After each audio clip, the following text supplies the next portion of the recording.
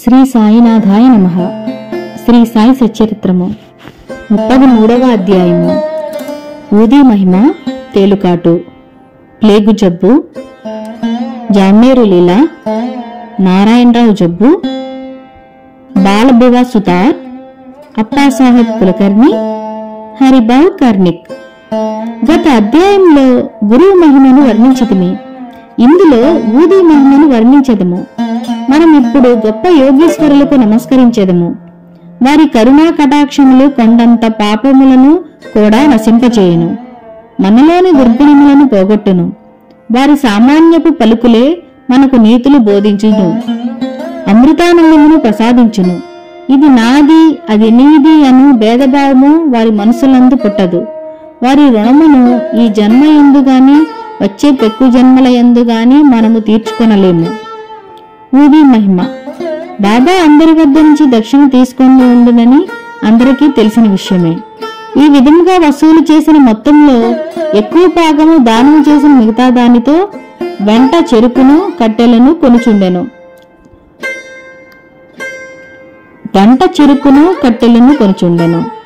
ఈ కట్టెలను బాబా దునిలో వేయిచుండెను. దానిని నిత్యము మంట పెట్టుచుండెను.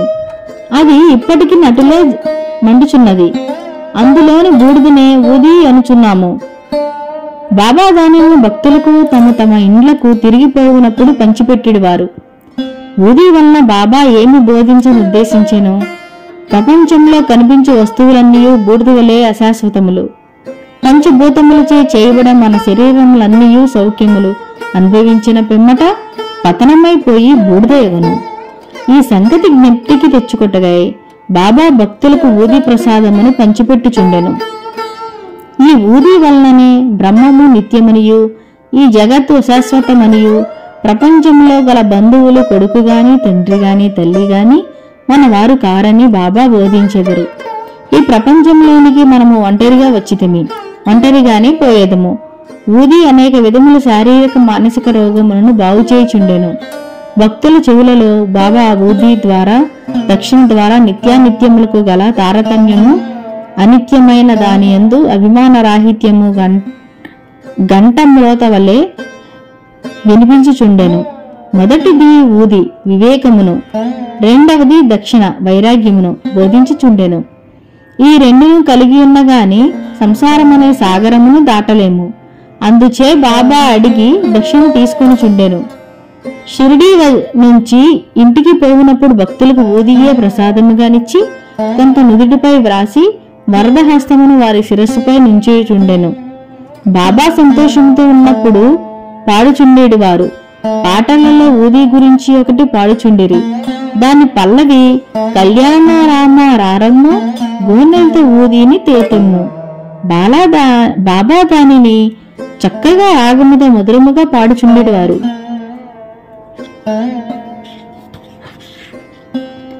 ఇదంతయు ఊదీ యొక్క ఆధ్యాత్మిక ప్రాముఖ్యము.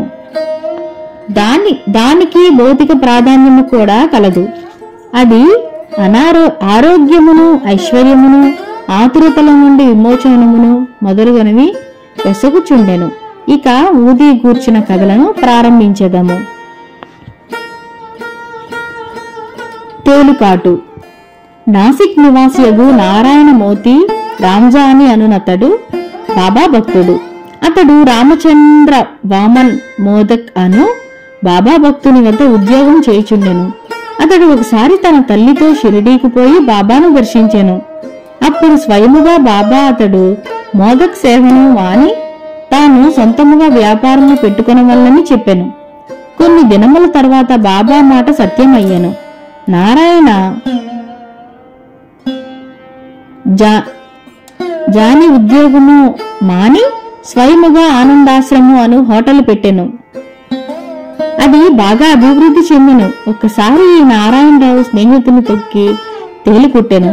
దాని బాధ భరింపరానంత ఉండెను. అటువంటి విషయములలో ఊదీ బాగా పనిచేయును. నొప్పి ఉన్న చోట ఊదీని రాయవలెను. అందుచే నారాయణరావు ఊదీ కొరకు వెదికెను. కాని అది కనిపించలేదు. అతడు బాబా పటము ముందర నిలిచి బాబా సహాయము కోరి బాబా నామజపము చేసి బాబా పటము ముందు రాలిపడిన అగరవత్తి బూడిద చిటికడు తీసి దానిని ఊదిగా భావించి నొప్పి ఉన్న చోట రాసెను. అతడు ఊది రాసిన చెయ్యి తీసివేయగానే నొప్పి తగ్గిపోయెను.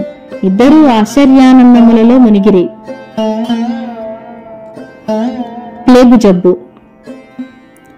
ఒకనొకప్పుడు బాంద్రాలో నుండి ఒక బాబా భక్తునికి వేరొక గ్రామమునున్న తన కుమార్తె ప్లేగు జ్వరముతో బాధపడుచుండెనని తెలిసెను.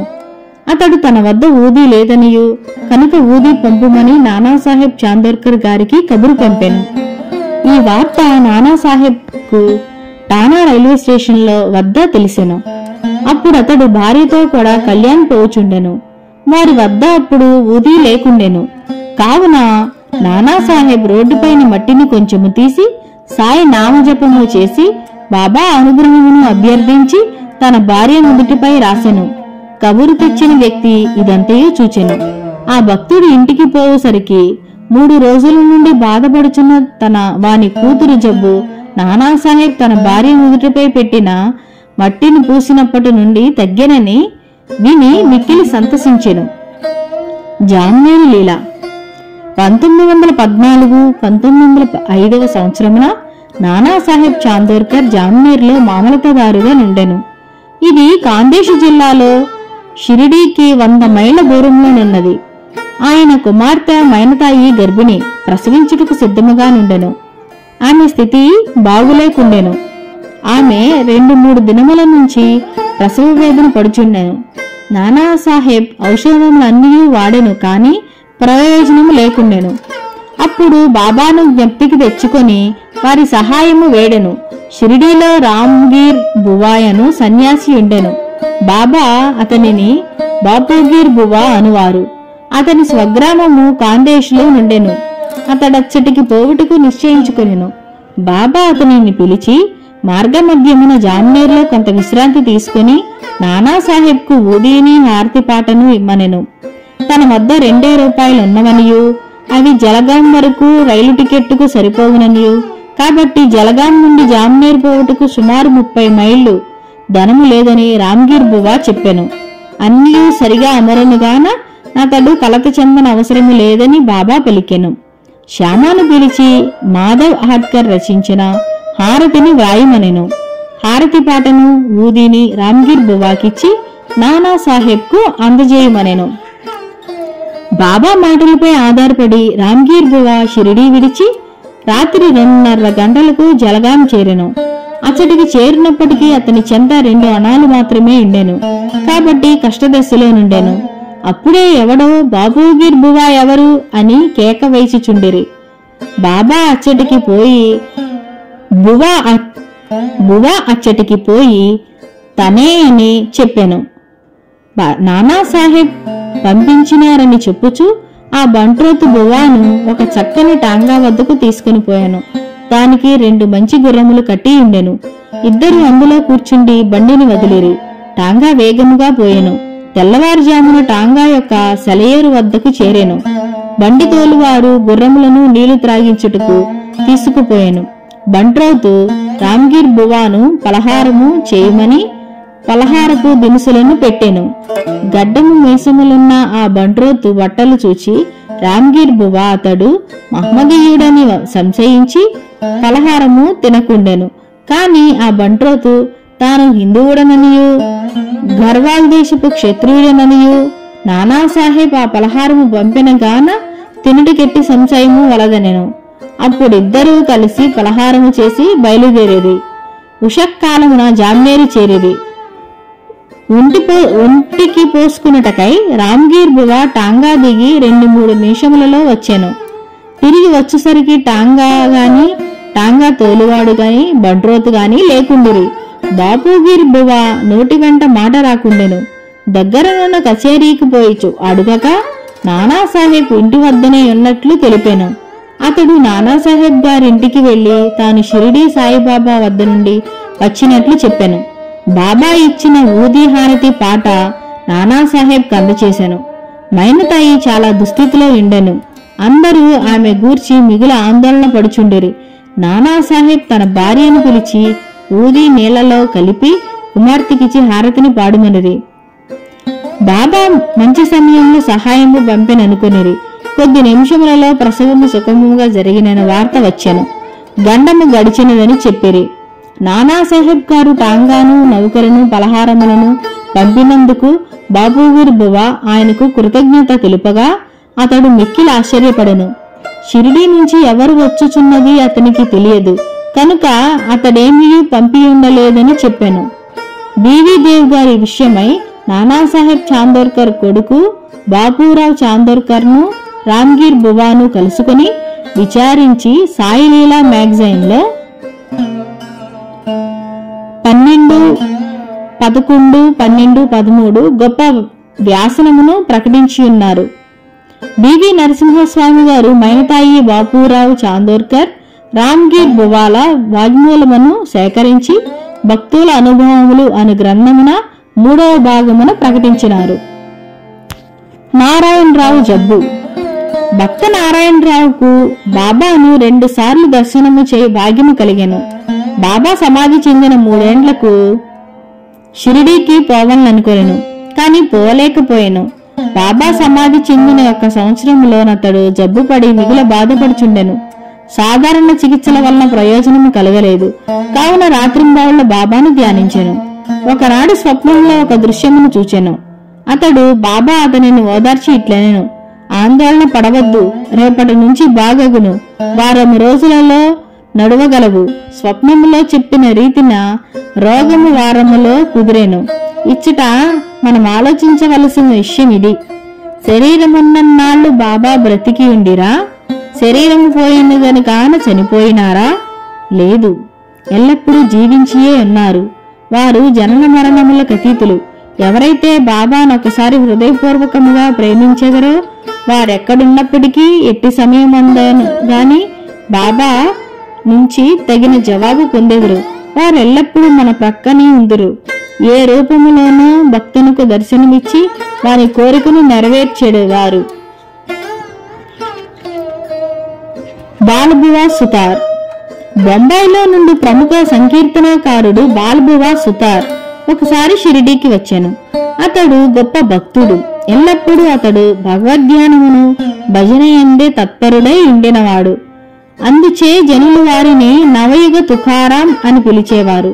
వారు బాబాకు నమస్కరించగా బాబా, నేనితనిని 4 సంవత్సరముల నుండి ఎరుగుదును అనిరి. తాను మొట్టమొదటిసారిగా ఇప్పుడే షిరిడీకి వచ్చినవాడొకటచే బాలబువా ఇదెట్లు సంభవం అనుకొనెను. కాని తీవ్రముగా ఆలోచింపగా బొంబాయిలో 4 సంవత్సరాల క్రిందట బాబా ఫోటోకు నమస్కరించినట్లు జ్ఞప్తికి వచ్చెను. అతడు బాబా మాటల ప్రాముఖ్యమును గ్రహించెను. తనలో తానిట్లనుకొనెను, యోగులెంతటి సర్వజ్ఞులు, సర్వంతర్యాములు, తమ భక్తులందు వారికెంత ప్రేమ. నేను వారి ఫోటోను చూచుటకు వారిని స్వయంగా చూచిన దానితో సమానమని నాకు బోధించిరి. అప్పాసాహెబ్ కులకర్ణి. 1917వ సంవత్సరంన అప్పాసాహెబ్ కులకర్ణి వంతు వచ్చెను. అతడు టానాకు బదిలీ అయ్యెను. బాలాసాహెబ్ బాటే అతనికి బాబా ఫోటో ఇచ్చి ఉండెను. అతడు దానిని జాగ్రత్తగా పూజించుచుండెను. పువ్వులు, చందనము, నైవేద్యము బాబాకు నిత్యము సమర్పించుచు బాబాను చూడవలనని మిగుల కాంక్షించుచుండెను. ఈ సందర్భమున బాబా పటమును మనపూర్వకముగా చూచినచో బాబాను ప్రత్యక్షముగా చూచిన దానితో సమానమే అని చెప్పవచ్చును. దీనికి నిదర్శనము పైన చెప్పబడిన కథ. కులకర్ణి టానాలో నుండగా భివండి పర్యటనకు పోవలసి వచ్చెను. 1 వారము రోజుల లోపల తిరిగి వచ్చుట అవకాశము లేకుండెను. అతడు లేనప్పుడు 3వ రోజున ఈ దిగువ ఆశ్చర్యకరమైన సంగతి జరిగెను. మధ్యాహ్నమును 12 గంటలకు ఒక పకీరు అప్పా కులకర్ణి ఇంటికి వచ్చెను. వారి ముఖలక్షణములు సాయిబాబా ముఖలక్షణములతో సరిపోయెను. కులకర్ణి గారి భార్యాబిడ్డలు వారు షిరిడీ సాయిబాబా గారా అని అడిగిరి. వారిట్లు నుడిగిరి, లేదు, నేను భగవంతుని సేవకుడును. వారి ఆజ్ఞానుసారము మీ యోగక్షేమములను కనుగొనటకు వచ్చి తిని అట్లనుచు దక్షిణనడిగెను. ఆమె 1 రూపాయి ఇచ్చెను. వారొక చిన్న పొట్లములో ఊదీనిచ్చి దానిని పూజలో ఫోటోతో కూడా నుంచుకొని పూజింపమనిరి. పిమ్మట ఇల్లు విడిచి వెళ్లిపోయిరి. ఇక చిత్రమైన సాయిలీలను వినుడి. భివండిలో తన గుర్రము జబ్బుపడగా అప్పాసాహెబ్ తన పర్యటన ముగించుకొనవలసి వచ్చెను. ఆనాటి సాయంకాలమే అతడు తిరిగి ఇల్లు చేరెను. ఫకీరు గారి రాక భార్య వల్ల వినెను. ఫకీరు గారి దర్శనము దొరకనందులకు మిగుల మనోవేదన పొందెను. ఫకీరుకు ₹1 మాత్రమే దక్షిణగా నిచ్చుట ఇష్టపడుకుండెను. తానే ఇంటి వద్ద నున్నచో ₹10కు తక్కువ కాకుండా దక్షిణ ఇచ్చి ఇందునేను. వెంటనే ఫకీరును వెదుకుటకై బయలుదేరెను. మసీదులోను తక్కిన చోట్లను భోజనము చేయకయే వారి కొరకు వెదికెను. అతని అన్వేషణము నిష్ఫలమయ్యెను. ఇంటికి వచ్చి భోజనము చేసెను. 32వ అధ్యాయములో ఉత్త కడుపుతో భగవంతుని వెతకరాదని బాబా చెప్పినది చదువరి గమనించవలెను. అప్పాసాహెబ్ ఇచ్చట ఒక నీతిని నేర్చుకొనెను. భోజనమైన తరువాత చిత్రయ్య అను స్నేహితునితో వ్యాహ్యాళికి బయలుదేరెను. కొంత దూరము పోగా ఎవరో వారి వైపు త్వరగా వచ్చుచున్నట్లు కనిపించెను. వారి ముఖ లక్షణములను బట్టి వారు తన ఇంటికి 12 గంటలకు వచ్చిన వారే అని అనుకొనిరి. వెంటనే ఫకీరు చేయి చాపి దక్షిణ అడిగాను. అప్పాసాహెబ్ ₹1 ఇచ్చాను. వారు తిరిగి అడుగుగా ఇంకనూ ₹2 ఇచ్చాను. అప్పటికీ అతడు సంతుష్టి చెందలేదు. అప్పాసాహెబ్ చిత్రే వద్ద నుంచి ₹3 తీసుకొని ఫకీరుకు ఇచ్చాను. వారింకనూ దక్షిణ కావాలనండ్రి. అప్పాసాహెబ్ వారి ఇంటికి రావాల్సినది వేడుకొనెను. అందరూ ఇల్లు చేరిరి. అప్పాసాహెబ్ వారికి ₹3 ఇచ్చాను. మొత్తము ₹9 ముట్టెను. అప్పటికి సంతుష్టి చెందక ఫకీరు ఇంకనూ దక్షిణ ఇమ్మనెను. అప్పాసాహెబ్ తన వద్ద ₹10 నోటు కలదనెను. ఫకీర్ దానిని పుచ్చుకొని ₹9 తిరిగి ఇచ్చివేసి అక్కడ నుండి వెడలెను. అప్పాసాహెబ్ ₹10 ఇచ్చేదనను కనుక ఆ మొత్తమును తీసుకుని పవిత్ర పరిచిన పిమ్మట ₹9 ఇచ్చివేసెను.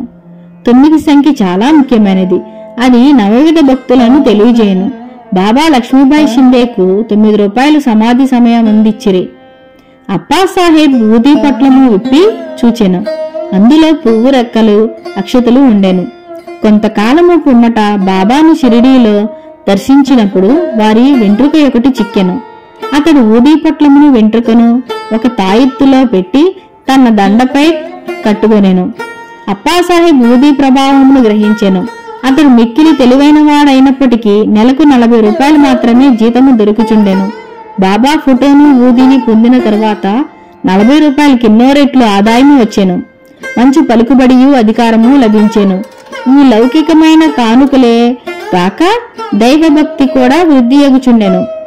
కావున బాబా ఊదీని పొందు భాగ్యం కలవారు స్నానము చేసిన పిమ్మట ఊదీని నుదుట రాసుకుని కొంచెం నీటిలో కలిపి బాబా పవిత్రమైన తీర్థముగా భావించి పుచ్చుకొనవలెను. హరిభావ్ కర్ణిక్.